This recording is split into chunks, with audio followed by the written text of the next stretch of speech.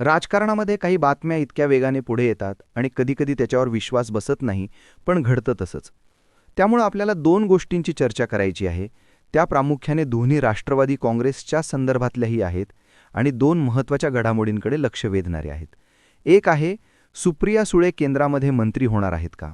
म्हणजे राष्ट्रवादी काँग्रेस, शरद पवारांचे पक्ष NDA सोबत जाणार आहे का? ही ती बातमी आहे.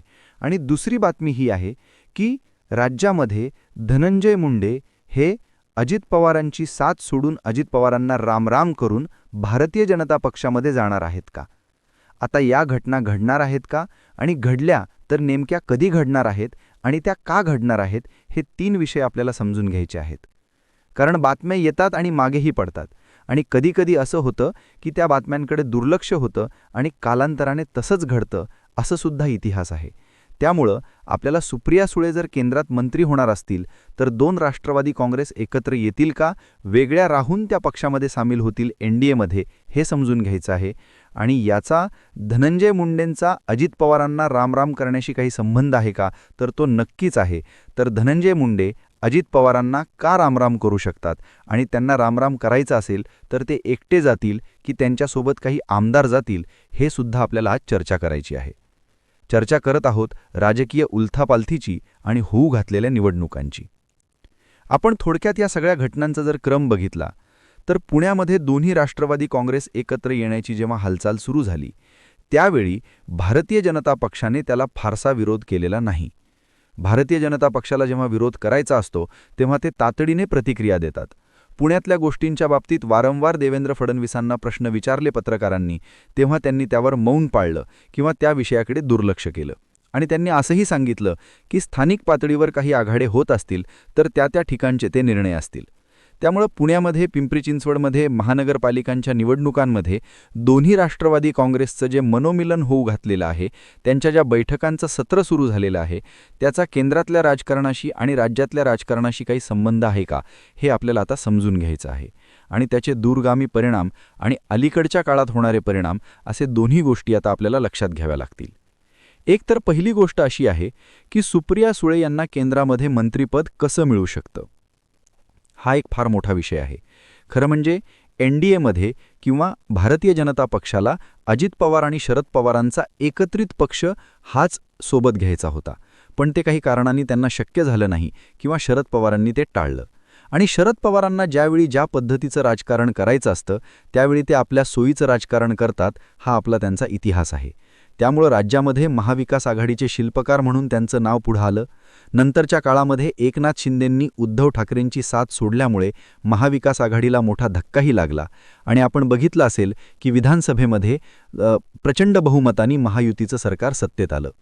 खरं म्हणजे एकनाथ शिंदेंनी पक्ष सोडल्यानंतर अजित पवार शरद पवारांची साथ सोडून जातील आणि हे दोन पक्ष त्यांचे दोन वेगळे पक्ष होतील, यावरही अधिविश्वास बसत नव्हता, पण तसं घडलं. एकनाथ शिंदे उद्धव ठाकरेंच्या बाबतीत जे घडलं तेच अजित पवारांचं आणि शरद पवारांच्या बाबतीत घडलं. फरक इतकाच आहे की या दोन पक्षांमध्ये, विशेषतः राष्ट्रवादी काँग्रेस पक्षांमध्ये शरद पवारांच्या आणि अजित पवारांच्या, तो टोकांचा वाद नाही, तो टोकाचा वाद नाहीये. त्यामुळं काही ठिकाणचे जर मुद्दे सोडले तर हे दोन पक्ष हातात हात घालून चालतात का, पडद्यामागे एकत्र हालचाली करतात का, असा संशय यायला बराच वाव आहे. अशातच मग केंद्रामध्ये नरेंद्र मोदींचं सरकार आणखीन मजबूत करण्यासाठी शरद पवारांना वारंवार साथ घातली जाते. गौतम अदाणी आणि शरद पवारांची भेट होते. गौतम अदाणीची ज्यावेळी भेट झाली त्यावेळी राजकीय बातम्या पुढे आलेल्या आहेत, हे आपण लक्षात घेतलं पाहिजे. त्यामुळं गौतम अदाणीची जी भेट होती त्यामागे काहीतरी राजकारण असतं आणि काहीतरी निरोप असतो, असा त्याचा सर्वसाधारण अर्थ असतो.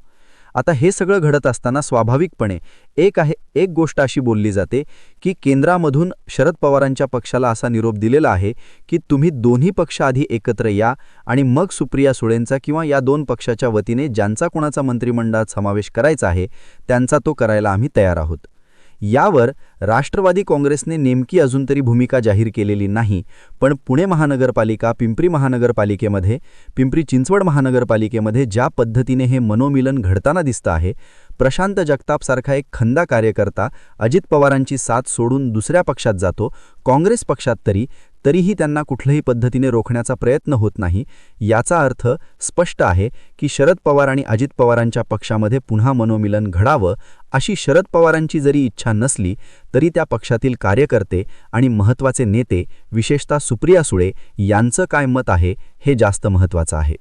आता महापालिकांच्या निवडणुकानंतर पुढच्या 3 वर्षांमध्ये राज्यामध्ये आणि केंद्रामध्ये अशी कोणतीही महत्त्वाची निवडणूक असणार नाही की ज्यामध्ये शरद पवारांना त्यांचा रोल प्ले करण्याची गरज पडणार आहे किंवा त्यांना ॲक्टिव्हली राजकारणामध्ये सहभाग घ्यावा लागणार आहे.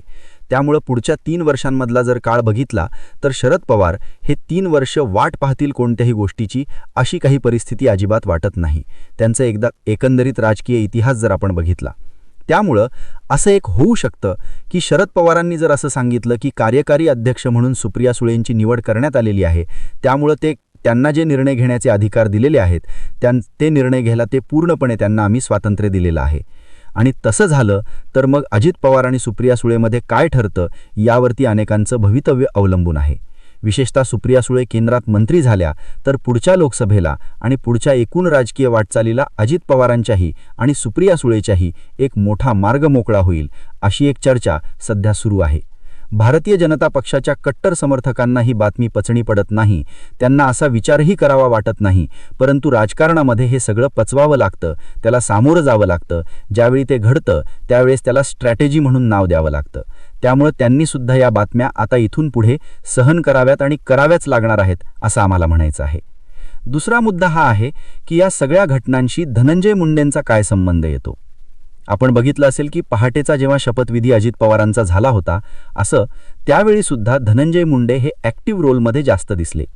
त्यानंतर सुद्धा आत्ता जेव्हा पक्षांतर झालं त्यावेळेस प्रफुल्ल पटेल, छगन भुजबळ आणि बाकीच्या मंडळींनी शरद पवारांच्या संदर्भामध्ये कुठल्याही पद्धतीचं विधान केलं नाही किंवा शरद पवारांच्या बाबतीमध्ये आक्रमकपणे आपली भूमिका जाहीर केली.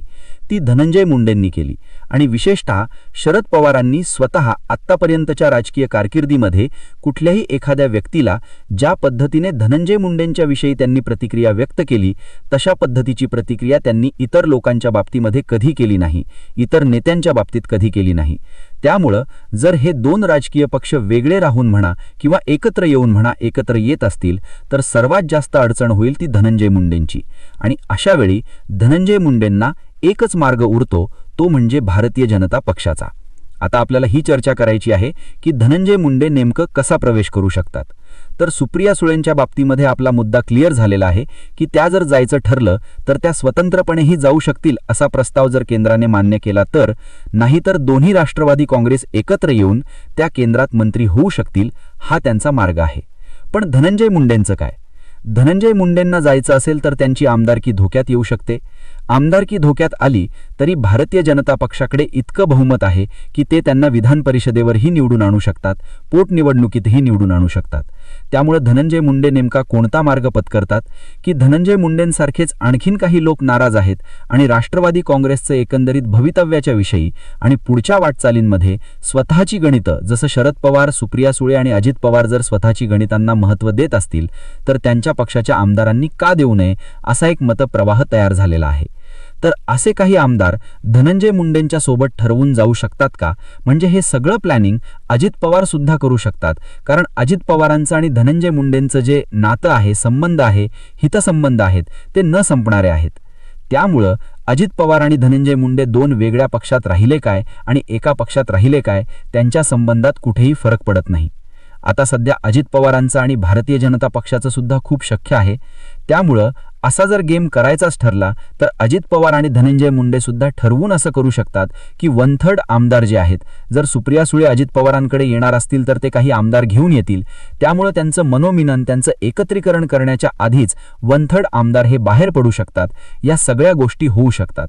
आता असं होईलच असा आपला दावा नाही, परंतु ज्या चर्चा सुरू आहेत त्या अशाच सुरू आहेत की धनंजय मुंडे अजित पवारांची साथ सोडून भारतीय जनता पक्षात जाऊ शकतात.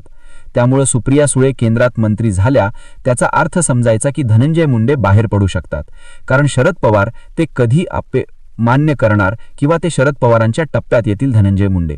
त्यामुळे त्यांच्या टप्प्यात राहणं आता धनंजय मुंडेंना आवडणार नाही आणि ते परवडणार पण नाही. त्यामुळे ते बाहेर पडणं पसंत करतील, अशी एक चर्चा आहे. त्यामुळे आपल्याला बघायचं आहे की धनंजय मुंडेंची पुढची राजकीय रणनीती काय असते. कदाचित असंही होऊ शकतं की केंद्रामध्ये सुप्रिया सुळेंचा राजकीय प्रवेश लांबत गेला तरीसुद्धा धनंजय मुंडे त्याच्या आधीच पाऊल उचलू शकतात आणि आधीच आपला निर्णय जाहीर करू शकतात, कारण त्यांना हे सगळ्या गोष्टी कळून चुकलेल्या आहेत. ते अतिशय दुर्बिणीला डोळे लावणारी व्यक्ती म्हणून त्यांचा उल्लेख केला जातो, कारण राष्ट्रवादी काँग्रेस पक्षामध्ये काय चाललं आहे नेमकं त्याची परिपूर्ण माहिती धनंजय मुंडेंकडे असते. त्यामुळे या हालचालींवर त्यांचंही लक्ष असणार आहे. त्यामुळे उशीर करण्यापेक्षा आधीच भाजपच्या तंबूत जाऊन बसलेले धनंजय मुंडेंना कोणत्याही अर्थाने परवडणार आहे. आगामी परळीच्या निवडणुका असेल किंवा महाराष्ट्राचं राजकारण असो. त्यामुळं सुप्रिया सुळेंवर केंद्रातला प्रवेश आणि धनंजय मुंडेंचा भाजपमधला प्रवेश हे जर एकाच वेळी घडले तर पुन्हा एकदा हे दोघेही एनडीएमध्ये येतात आणि मग एनडीएमध्ये असणं वेगळं आणि एका पक्षात असणं वेगळं ही फार मोठा फरक तिथे असणार आहे. खरंच तसं घडतं का, खरंच तसं घडणार आहे का, या राजकीय बातम्या येतात त्यावेळी आपण जो आधी उल्लेख केलेला आहे की गौतम अदाणी जे उद्योजक आहेत त्यांची भेट राजकीय नेत्यांची जेव्हा झालेली आहेत तेव्हा राज्यामध्ये आणि देशामध्ये एक मोठी राजकीय